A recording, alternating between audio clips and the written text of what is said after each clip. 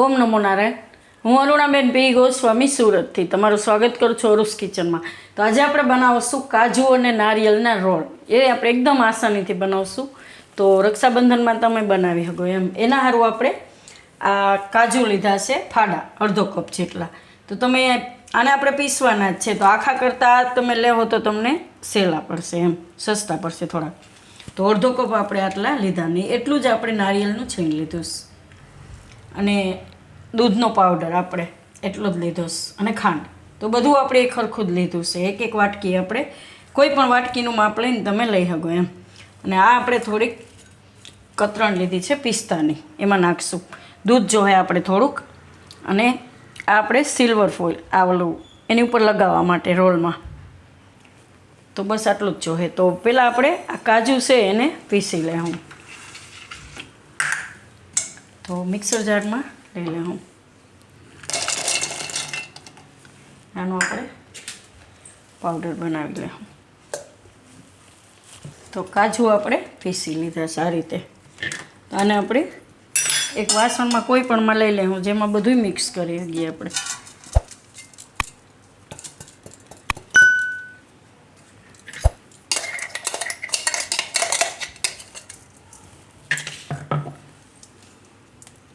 હવે આપણે એમાં આ ખાંડ દળી લેવું.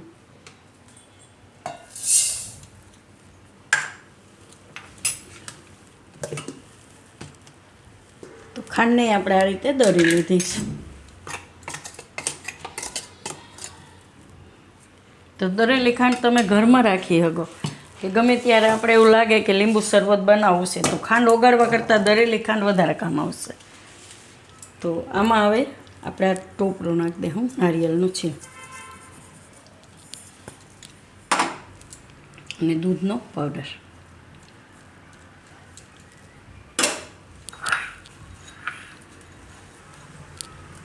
અને ખાંડ.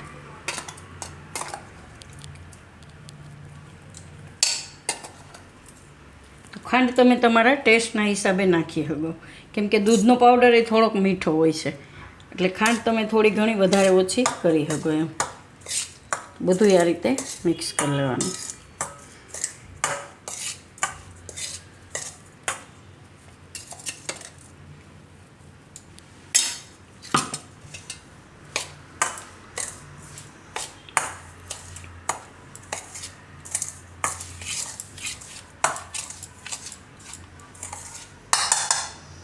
આમાં આપણે હવે નાખીશું કતરણા પિસ્તાને.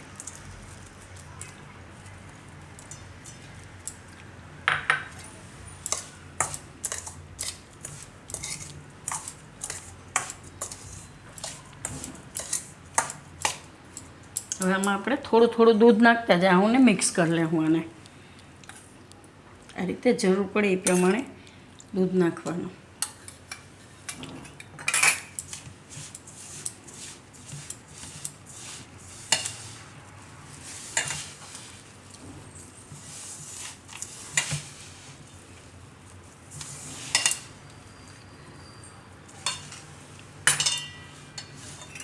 એ કાંઈ જાજુ નહીં નાખવાનું, એ તો ઢીલું થઈ જાય પછી.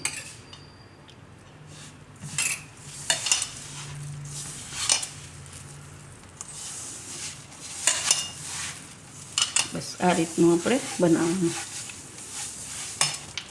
તો 2 થી 3 ચમચી જેટલું આપણે દૂધ જરૂર પડીશ. આ રીતનું આપણે બની જવું છે. ટેસ્ટ કરી લેવાનું તમારે. ખાંડ એવું લાગે કે મોરું છે તો તમે નાખી શકો એમ.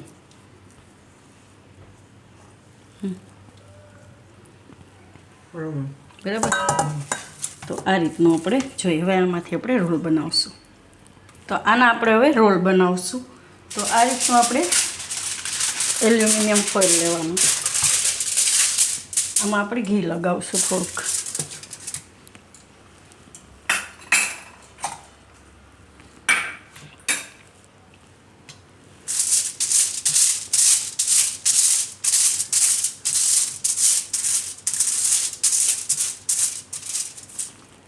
થોડુંક ઘી આપણે હાથમાં લગાવશું, ચોટે નહીં.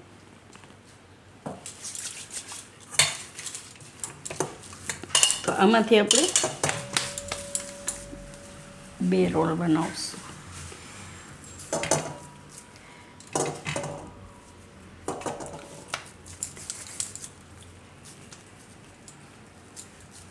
થોડું ઘી લગાવી લેવાનું એટલે ચોટે નહીં.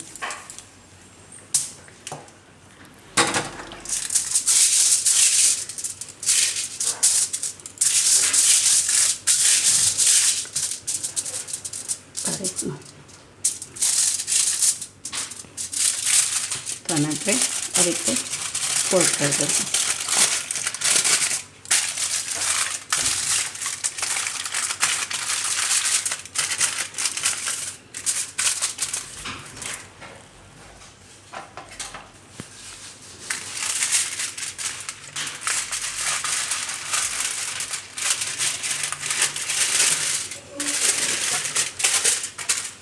બે બાજુ આ રીતે વાળી લેવું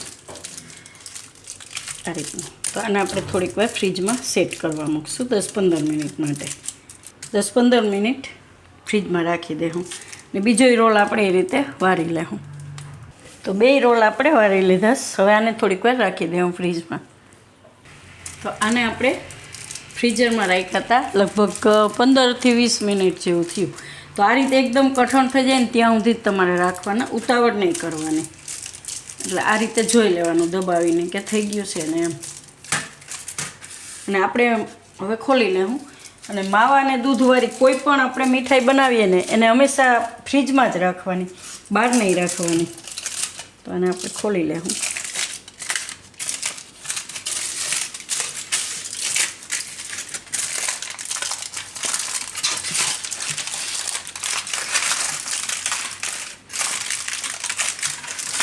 એકદમ સરસ થઈ ગયું છે.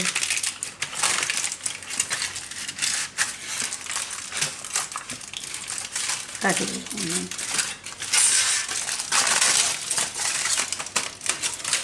આ રીતના. તો આને આપણે હવે ઉપરથી આ ચાંદીની વરખ લગાવશું. આ ઓપ્શનલ છે, તમારે એમનેમ રાખવું હોય તોય રાખી લો, પણ પડ્યું હોય તો લગાવી દો એમ.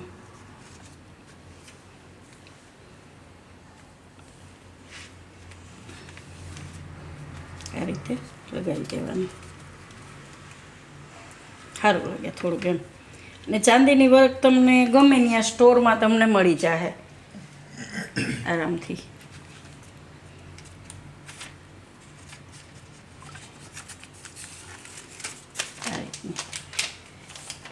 અને હાથ લગાવો તો સીધી હાથમાં ચોટી જાય, એટલે લગાવવામાં થોડુંક એનું ધ્યાન રાખવું પડે આપણે.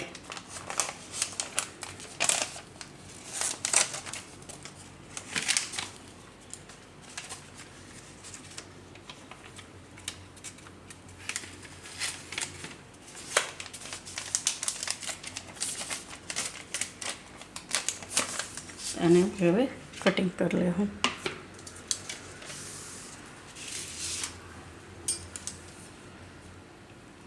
જે સાઈઝના તમારે કાપવા હોય એવા કાપી શકો.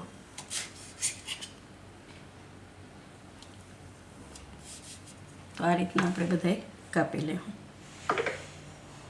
એકદમ સરસ. તો કોઈ પણ તહેવારમાં તમે બનાવી શકો આને.